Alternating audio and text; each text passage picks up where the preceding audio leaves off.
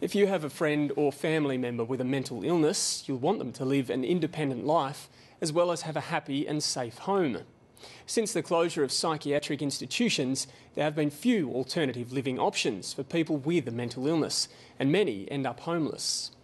In Queanbeyan, there is a model for how to do things better. It's called Home, and it's just celebrated its first birthday. Adam Shirley reports.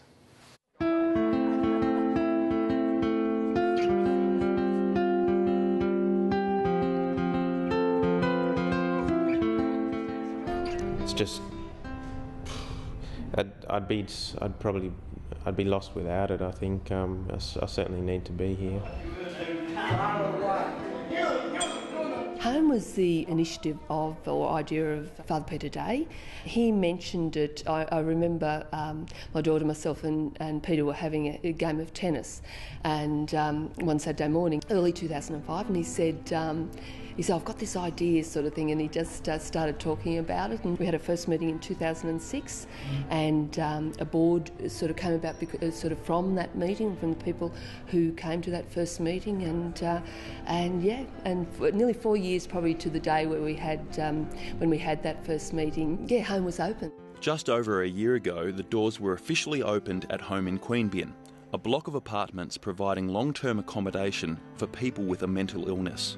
Anne Pratt is the full-time manager here, and she's well aware of the challenges the residents face. I had had a fair bit of experience sort of personally and through my work with mental illness. My husband suffered from mental illness and took his life as a result of his mental illness. I think caring for him for many years, he gave me an understanding, a really good understanding of what a person actually goes through, like their struggles, and so there was that. But I also worked for a doctor in Queanbeyan who had a great heart for people who were what we'd say marginalised, and so I learned a lot through him. Home's very much about relational care, so to actually form real sort of honest relationships where there's trust on both sides, and that it can take a long time. So I think the point we've got to now, and what we've been doing over the last 12 months, is really getting to know people where there is that trust there. David. Co-chair of Home in Queanbeyan, Peter Day, lives on site with the other residents and describes his role as a steady presence to rely on. We make sure that every resident is seen every day, so that it cuts or breaks down that isolation. Because one of the things pervasive about people with mental illness is the isolation, and that's crippling. Being lonely, if you're a millionaire or have a job, is crippling. But if you've got no work and you're battling with an illness, that loneliness is crippling. And that's the poverty, I suppose, we're trying to address, is that what I call the relational poverty. We don't interfere in people's lives. As I say, some will go out and just wander, go to shops, have coffees, pursue hobbies, go and visit friends, family, etc. There's 18 people who have 18 different lifestyles, and it's wonderful. So we're not trying to create a contrived atmosphere here. It's not a nursing home. It's not timetabled. There's a freedom here, and I think that's the whole idea of home, is that you have the freedom to come and go, but you are seen. Home is located in the middle of Queanbeyan CBD, but residents come from across southern New South Wales and Canberra.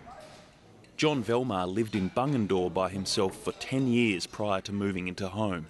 Well, before I come in here, I had a stroke, and you're pretty restricted after you've had a stroke, about going ahead. But this place here, it makes you happy to know plenty of people care about you, and they care about us. Just the noise of other people around, it makes it larger than life. Adam, this is one of the units. It's fairly typical of all of them. Obviously different, sort of on different areas of the block. They're a little bit different shape, but we've got a bedroom, a really good sized bedroom. Queen size bed will fit in there, built-in wardrobe. We've got a bathroom with a laundry in it as well. So that, yeah, as you can see, they're spacious units. Because residents get one meal a day, it's really only breakfast and dinner that they need to prepare themselves. Upstairs, each one, there's a balcony, downstairs is a courtyard.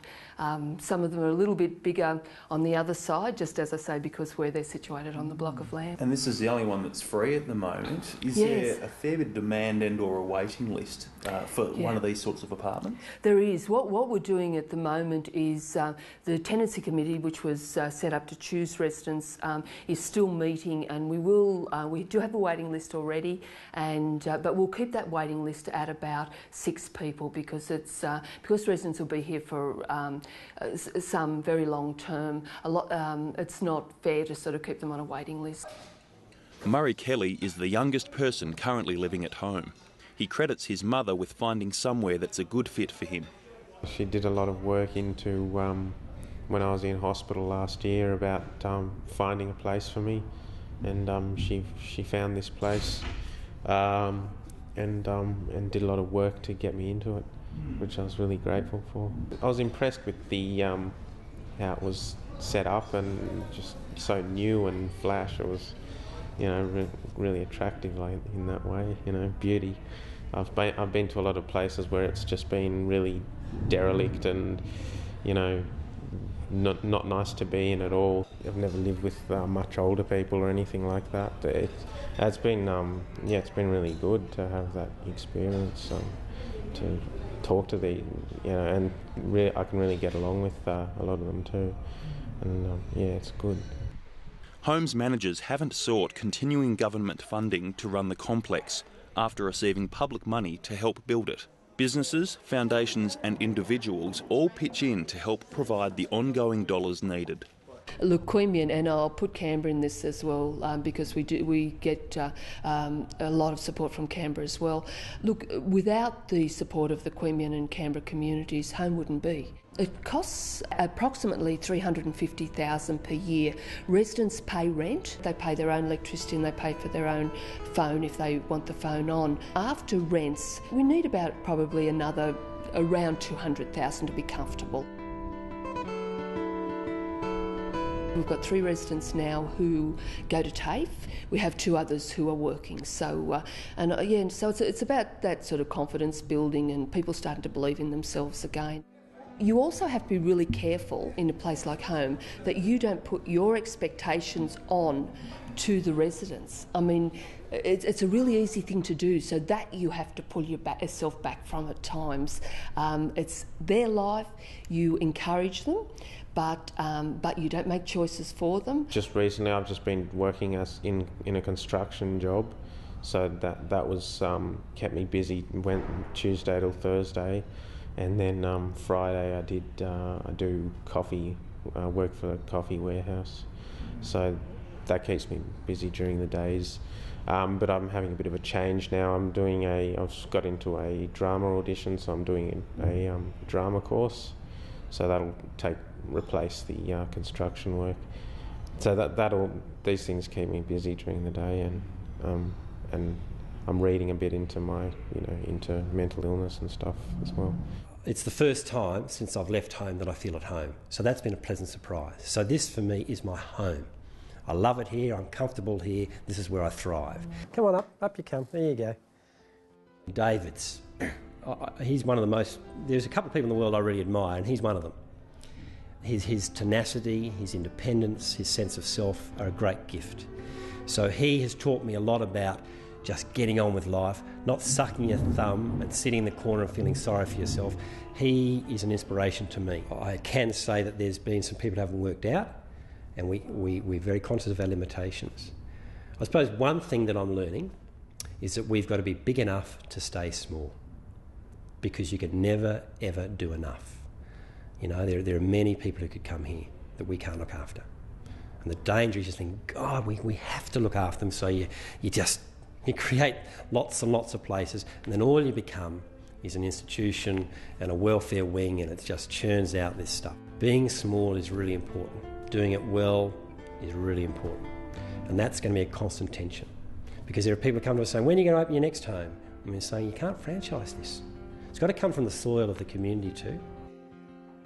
It is becoming a real community, a real family, and people are looking out for one another. And so it's a great thing to see. It's a great thing to be a part of.